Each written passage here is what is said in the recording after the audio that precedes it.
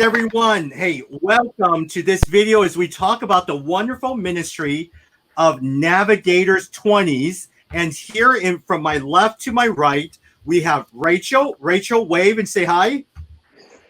Hello. Jim, the leader of Navigators20's. Jim, welcome. Hello. Michael, down right at the bottom. Michael, say hello. Hey. Katie. Hello. And lastly, Marky. Welcome, Marky. Hi. Hey, let me just start. During this time, I want to ask a little bit of each one of you guys on your journey, how God has been working with you through your college years, what you're doing now, where you're living, and a little bit about yourself as we get to know you. But before we do, Jim, can you share a little bit about the ministry of Navigators20's and what you're excited about the ministry? Sure. Well, Nav20's is a unique ministry among the Navigators as a whole that I think that inspired by the current U.S. Navigator initiative and new strategy, that Chicago Nav20's is particularly inspired by abiding, igniting, and multiplying disciples of Jesus Christ, where we live, work, and play. And so we in Chicago, we're very motivated by caring, developing, and shepherd leading in our contexts. And so all of us in different contexts, Marky, a nurse, Rachel, a nurse, Kate, an entrepreneur and fitness trainer, and Michael, a business professional in the marketplace, all of us in our unique contexts are Navigators20's. Got it. Hey, Kate, let me actually start off with you. Jim mentioned entrepreneur. You're also a physical trainer. Is Chicago your home, Kate? Yeah, it's been a really fun journey, but yeah, actually Chicago is going to be my home for a while. Yeah. Were you born and raised in Chicago? I'd love to hear a little bit about your story. Yeah, no, I was born in a town called Xenia, Ohio. It's close to Dayton. Grew up in a Christian family. But later in my 20s, I really wanted to do something with ministry work. I wanted to be a part of something. I actually didn't find out about the Navigators till my mid to late 20s through my house churches in Ohio, and really kind of started getting interested in what they were doing. I started visiting Chicago and the Navigators in Chicago, and really just warmed to what God was doing and how he was moving. And so that's kind of how it started, the journey to Chicago. Got it. Now, I know you live in the Ravenswood area. You're a physical trainer. Are there other jobs as an entrepreneur that you do for a living, Kate? No, not right now. I am starting out my own business with personal training. So it's kind of a leap of faith right now on a journey, something new I'm starting. Very, very nice. Yeah. Rachel, let me go over to you. Can you share a little bit about yourself as well, too? Yeah, so I was born in Southern California, but most of my growing up years were in Orlando, Florida. My parents work with Cru, Campus Crusade, so I lived near the headquarters there. But I just moved to the city about a little over a year and a half ago in order to return back to school. And I'm in grad school studying nursing right now. But yeah, so recent to the city, but I love it. Now, let me ask you, what is the one thing you love about the city of Chicago compared to Orlando?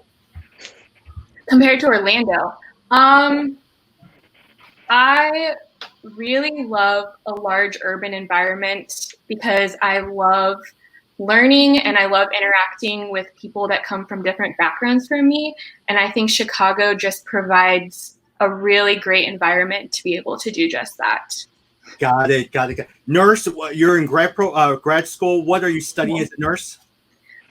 So my undergrad was not in nursing. My undergrad was actually in anthropology.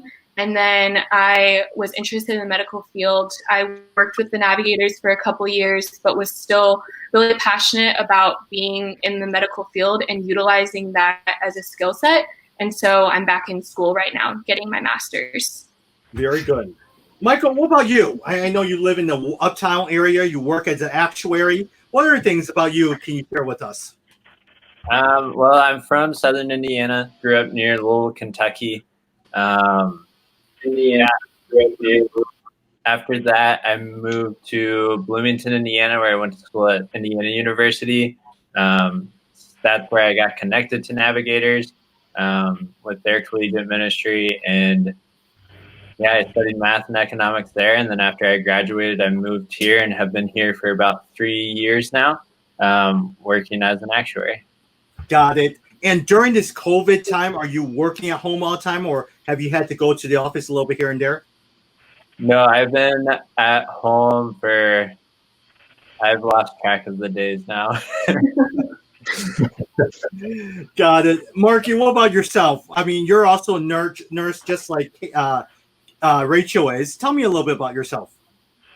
I am from rural Pennsylvania, and after I graduated college, I lived in Pittsburgh for 3 years. And then I worked on a bone marrow transplant unit there in Pittsburgh, and then moved to Chicago, and this is going into my 3rd year. Oh, nice. Now, what are you studying is there a particular concentration or major you're doing? I'm a clinical nurse specialist, so I'm studying the concept of patient, hospital, and nurse, kind of like the sphere of nursing. So I'll be doing like a lot of developing procedures and training nurses, and just like the whole sphere of hospital, patient, and nurse. Got it. Just so you know, this whole video recording that we're doing is so some of our supporters, donors, friends knows and hears a little bit about what Navigators20's. There's so many different ministries that make up Navigators. Sometimes we assume that everyone knows what we're doing, but a lot of times this is a good way for us to share and for people to get to know and hear a little bit about the ministry. And so, Jim, for you guys, what happens at a typical Navigators gathering? Do you guys gather for Bible studies, meetups, fellowship time? What happens during those times, Jim? Well, we do all those things. We have Bible studies, we have gathering times, we have fellowship. But those times are not really the focus of Nav20's. For instance, Michael and his context, his friendships, his job relationships, his colleagues, his tutoring passion, and his love for helping young students, that's his context, and how he meets and interacts and cares for and develops those relationships, and his own, application and living out his faith. That's really the key in the essence of Navigators20's ministry. I think Michael can tell more about some of his IU grads who came after him, who he's kind of following up here in the city. That's just one example. Got it. Yeah, I'd love to hear about that, Michael. What are some of the things that you're doing with some of your grads or some of the grads from IU? Yeah. So there were 3 guys that, 2 moved here 2 years ago, and then the other one moved here just a year ago. And they had all been in Bible studies connected with me throughout college. And so once they got here, they were pretty lost on trying to find a church, feeling very dry in their faith and not sure how to go about pursuing the Lord in Chicago. And so we've been meeting up, not during COVID, but we would meet up at a coffee shop on the south part of the Loop every other Tuesday. And we would either go through a book, like we went through Every Good Endeavor, just to figure out how is God related to our work, and how does God call us to be just Christians in the workplace, and what is that calling? And that was helpful for all of us. And then most recently, we've been diving into Hebrew, so it looks different throughout the year, but we're all in somewhat different context. One guy is a cloud architect for McDonald's. Another is a commodities trader, and then the other is a law student at UChicago. Michael, I'm going to ask Kate next. Michael, I just did an interview with Catherine Leary Alsdorf, the author of Every Great Endeavor, and it's a wonderful book on the integration of faith and work. Michael, as you read the book and as you have a commodities trader, you have someone who works at McDonald's. What are all of the things that these guys are needing? What do they crave as they get together post-college? I think when they first move here, they're just craving community, craving, I think, community and purpose. Because I think when you go through college, you're like preparing for this career and you think like, oh, this is going to be my purpose for my life. But then you get into it and you can kind of get a little lost, because you might have all these very high expectations. And if you don't have the Lord and like, what is the purpose that God has given to us as Christians, then you're going to kind of feel like empty, and you're going to feel like, well, where was that purpose that I was like searching for in college when I was like preparing for this career? Got it. Yeah. How about yourself, Kate? You know, you did not really were involved in NAVs during your college years. You found and got connected in NAVs in your post-20s. As an entrepreneur, starting your own business, what appeals to you about the NAVs ministry? Really, I just want to, show people that I love them and care for them, and that, God loves them, cares for them. I think so many people, again, like Michael said, that they want community, but to be known as well, and to be seen. And I think that's a big thing, especially with personal training, just to love on people, to let them know that, they are okay the way they are, and not to be so hard on themselves, because it's easy for us to knock ourselves down. Got it. Now, do you have a gathering with other personal trainers that you get together? What does that ministry look like for you, Kate? I don't have a gathering with other personal trainers. Right now, really, it's just really loving on my clients that I see one-on-one continually, and just being able to pour into them however it looks. It's different per client, but it's really, really awesome just to see the things that people will open up to you on a training session. So it's just like a therapy session. I'm there, they're talking to me, and I have opportunities to listen and talk and pray maybe with them too. Got it. Hey, let me ask you one more question. As an entrepreneur, what makes you tick? What is the one thing you love about starting your own business? This is going to kind of sound funny, but I'm actually excited about being able to make all the decisions the way I want to run things, and the way I can, not a control issue, but like I have the choices of what I do and don't believe in and how I do run things. So I'm looking forward to that, and just the opportunity to see like where God takes it with women that I will be in contact with. Because before this, Kate, what did you work in a corporate setting, a more structured environment? I worked in a hospital for over 9 years. Yeah, got it. And the reason I say this, I built cell towers for 10 years in a corporate environment. I then worked as a pastor in a church for 3 years, then worked at a Bible college in the president's office for 3-4 years. I realized after that, my mind is geared more, making decisions, not as much as structured organizations, but starting things on my own. But it took me a long time to realize that's how I'm wired. Yeah, it's a growing process. It is. Hey, now for you, Marky, Rachel, let me ask you, both of you guys are in the medical field. Let me start with you, Marky. How did you know nursing, medical, that was something you wanted to do? What's the passion about being a nurse for you? Well, I decided I wanted to be a nurse when I was in about 9th grade, and my mom was kind of in the healthcare field too, and she had always wanted to be a nurse herself, so I just kind of got the idea from her. Got it. How does the ministry of Navigators20's, Nav20's, if you guys call it, help you in your journey on your route to becoming a nurse? How does that help you integrate your faith, your work, discipleship in your life? Well, the fellowship in the Nav20's has really helped me just to grow in Christ and to grow as a nurse and just grow in my faith. I really didn't have much of a Christian fellowship, after high school. And even though I went to a Christian college, I just didn't really have the fellowship there. And this has been like the first time in maybe 10 years since I've been able to have a group to just share my faith with and for others to share with me. Got it. Yeah. Hey, you mentioned fellowship a couple of times, the sharing aspect of that. How does that fellowship help you day to day in your journey as a nurse, but even as an individual living in Chicago and in the Pilsen area? That's a good question.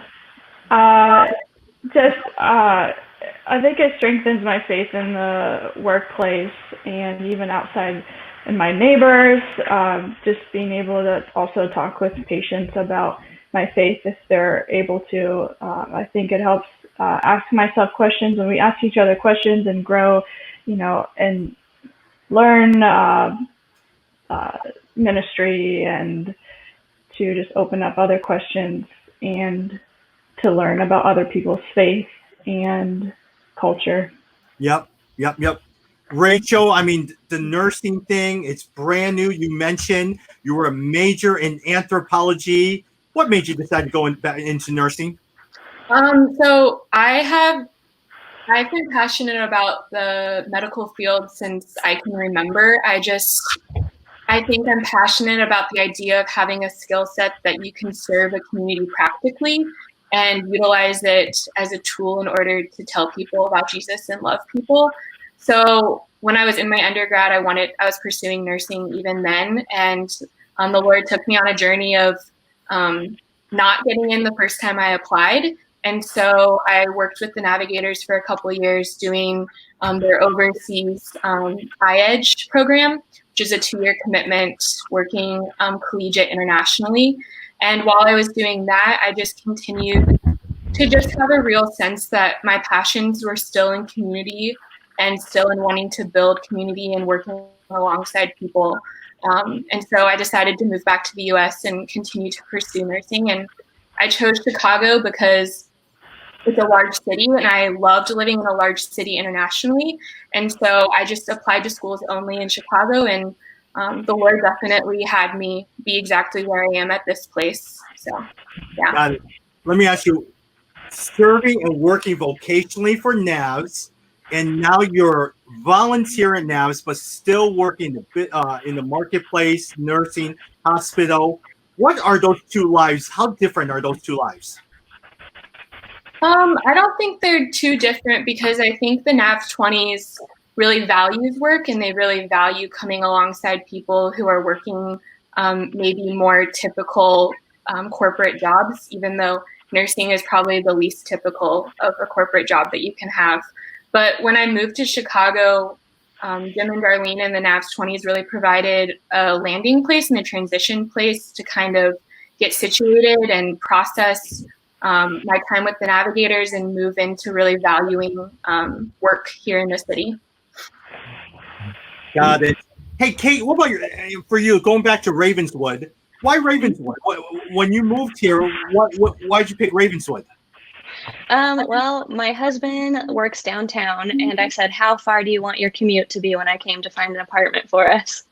And he said, no more than 40 minutes. But also we chose it because my husband's very introverted, and he gets worn out very easily being around a lot of people. And so I thought, you're downtown a lot and you're coming back. So we wanted to be kind of more in a quiet family-like neighborhood. Yeah. And when I came to look around, it just felt right. It just felt like the right neighborhood for us.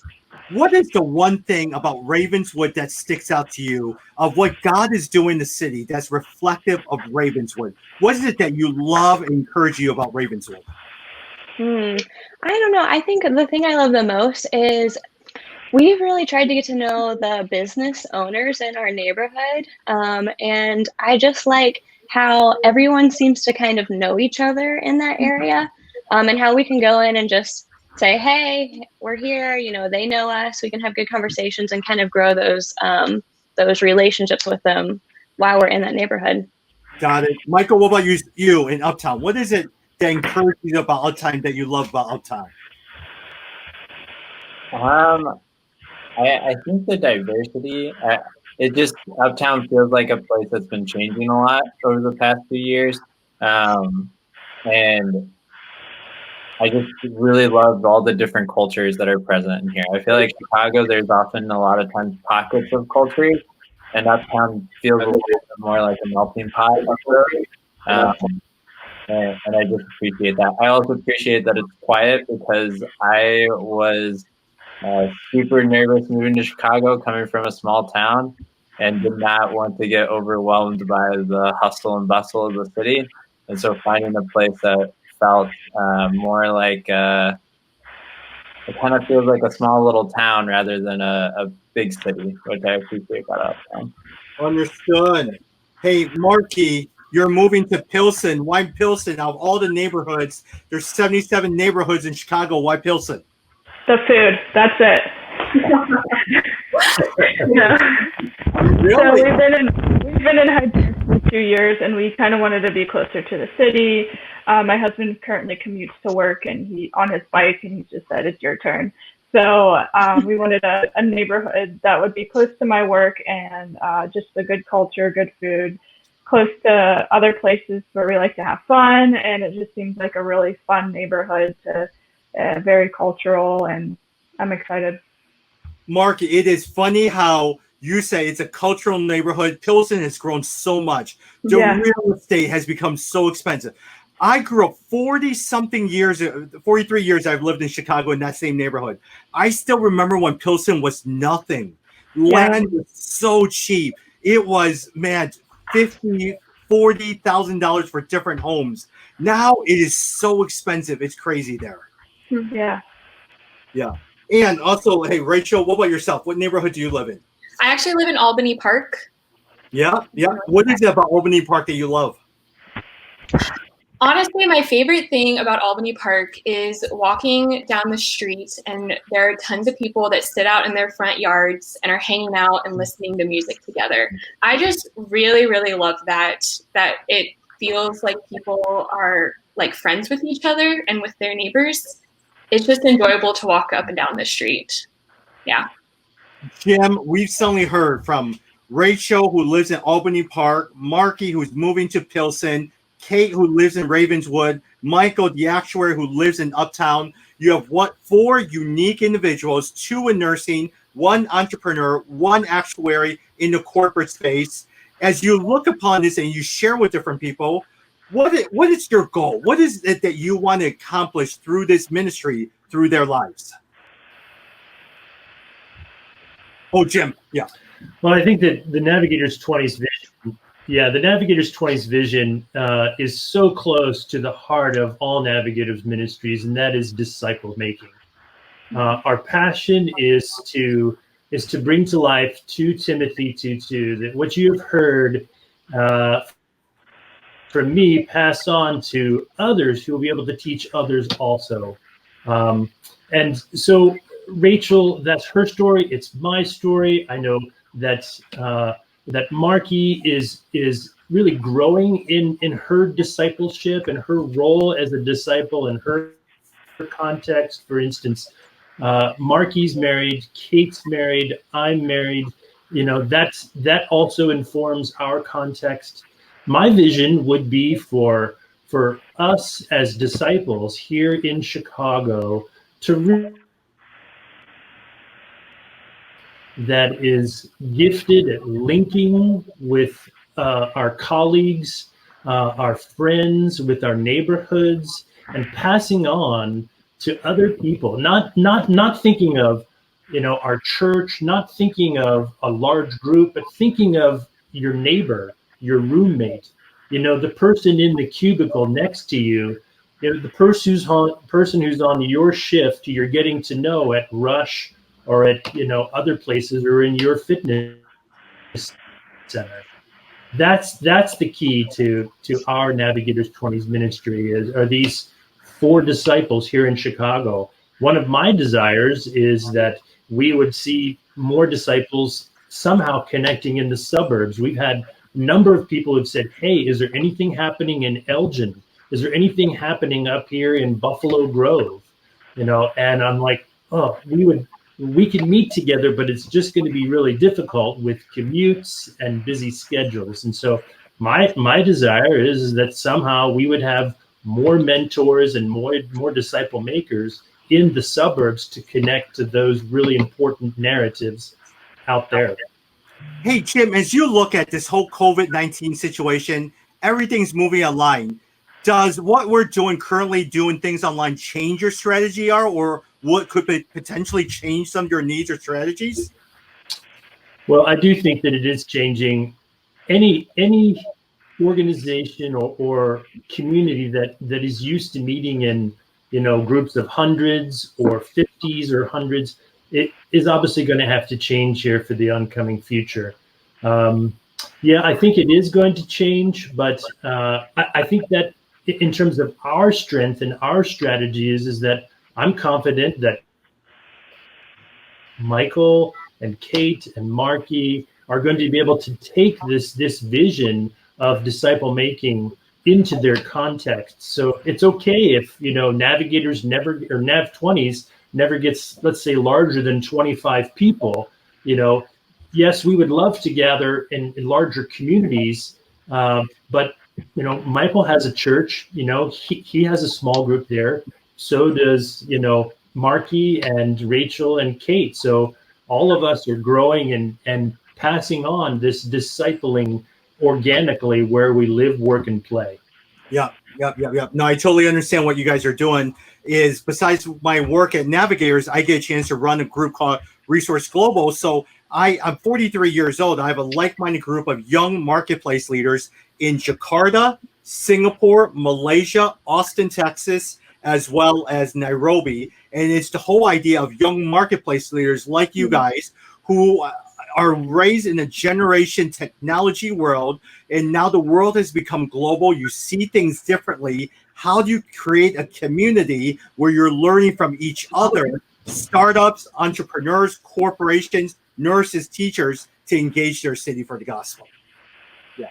Hey, one last question. We're going to wrap up. Rachel, post-COVID, what is the one thing you're looking forward to do when life gets back to normal as we wrap up? Hugging my friends and seeing my nanny families again. Very good. Michael, what's the one thing that you're looking forward to doing? I'm excited just to get back in the office and see my coworkers. Yeah. Very nice. Kate? I'm similar with Rachel. I want to see my friends, see my clients in person. Oh, that's right, because you're doing all your training sessions online now. Yeah. That's right. Yeah. Marky? I am looking forward to not sticking cotton swabs up people's noses and going out to restaurants and going back to the gym. Oh my gosh, wonderful. Jim, wrap us up. What is the one final, or what's the one thing you're hoping to do post-COVID-19? It would be a delight to meet in a wonderful cafe or restaurant and to share a meal with these Nav20's leaders. I'm thinking of a wonderful Hong Kong Chinese restaurant in Uptown that I would love to host you guys at as soon as possible. I hope we can do that. Sunhua. Tommy, do you know Sunhua? It is. They have the best duck. It's everything. Yes. So yes. good. It's great. It is great. So I would love to host us all together, the six of us, to enjoy a wonderful meal and to hear the stories of what God's doing in all of our contexts. Yeah. Jim, thank you for your leadership. Sunhua is great. And for each one of you guys, nurses, entrepreneur, physical, actuary, thank you for all that you do as you integrate your faith and your work to engage the city. So thank you for your story. Thank you for sharing and coming on as well, too. Thank you so much. Thank you. Have a good day. Hey, for more information on Navigator Chicago, go to chicagonavs.org. That is chicagonavs.org. Jim, thank you for your leadership, and we will talk soon.